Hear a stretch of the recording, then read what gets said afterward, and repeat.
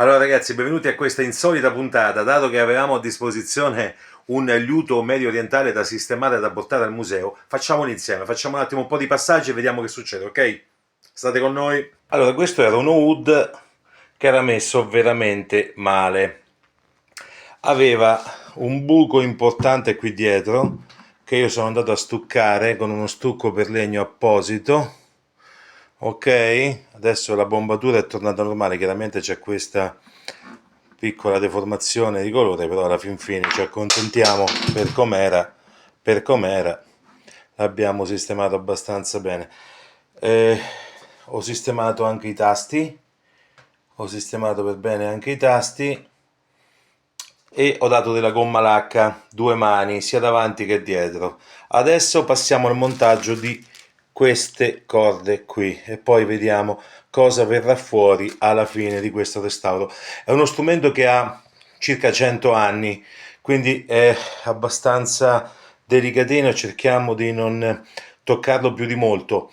Ci sono dei leggeri segni di abrasione che sono dovuti ad un precedente restauro, non so di chi, questo l'abbiamo avuto in dote da un nostro amico.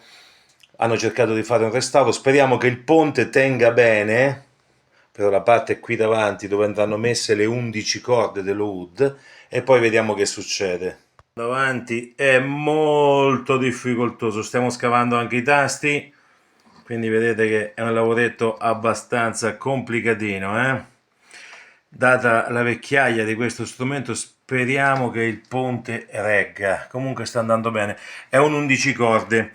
Ho una meccanica rotta, quindi vedremo, molto probabilmente monterò per le corde basse, anziché una corda doppia e una corda normale, monterò due singole corde. Vediamo, perché chiaramente il ponte è molto compromesso e non vorrei toccarlo assolutamente, altrimenti bisognerebbe scendere tutte quante le corde dall'UD e rifare totalmente il ponte e reincollarlo. Io non vorrei proprio farlo, anche perché è uno strumento da esposizione che andrà al Museo della Musica Popolare, quindi vorrei lasciarlo il più possibile originale. A me non è che interessa tantissimo il tipo di sonorità, perché chiaramente è uno strumento abbastanza compromesso da questo punto di vista, però a livello espositivo, per spiegare un attimo come funziona questo bellissimo liuto, vorrei renderlo il più possibile originale. Chiaramente dovrò rifare anche una meccanica mancante, quindi sarà un lavoro abbastanza lungo, ragazzi, ma siamo fiduciosi.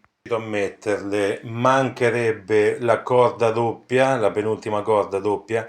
Questi sono i plettri che si usano per suonare l'oud. Abbiamo tutto, questo già è pronto per l'esposizione.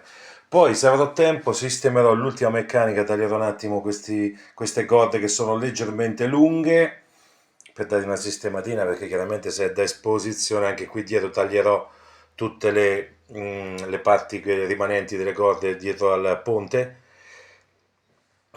E questa è la situazione. Ho lasciato volutamente lo spazio quando ho fatto le scanalature per le corde per inserire la quinta corda doppia, ok, c'è spazio, e eventualmente, dato che questo wood non ha 11 buche ma ne ha ben 12, perché è lo wood turco, e praticamente potrei inserire anche l'altra corda mancante, quindi andremo perfettamente a coprire la tastiera con 12 corde, oppure in alternativa con 11, ok?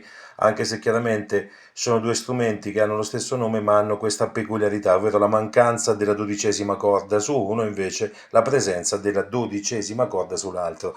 Essere strumenti orientali, signori, tutta roba un po' strana, ok? Però ci piace per il Museo della Musica Popolare questo ed altro ancora, ok? Gomma lacca data dappertutto, poi vi dirò anche la marca che ho utilizzato di gomma lacca, due tipologie di carta vetrata, ho utilizzato prima una un po' più spessa, poi una più sottile, ho ridato due mani di gomma lacca anche alle rose, quelle della cassa armonica, vedete?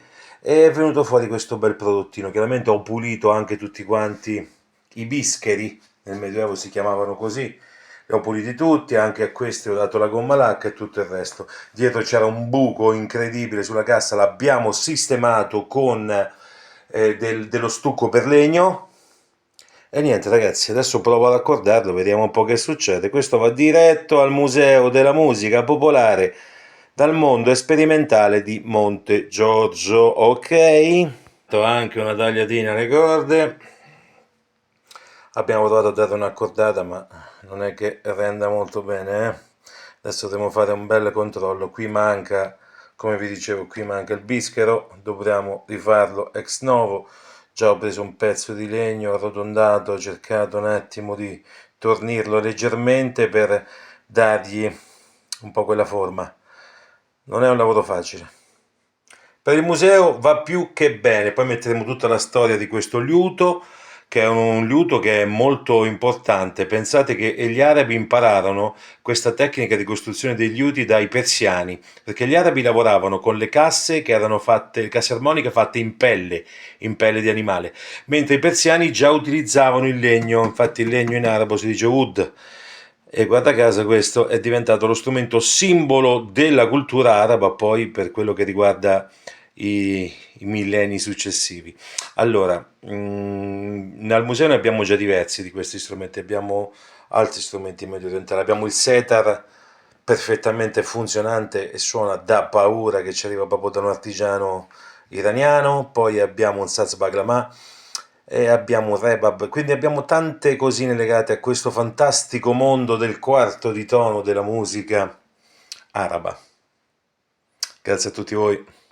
Parecchi santi e altre varie figure religiose, diciamo che siamo arrivati alla giusta conclusione del nostro pseudo restauro. Ok, grazie a tutti voi, alla prossima puntata, bye bye!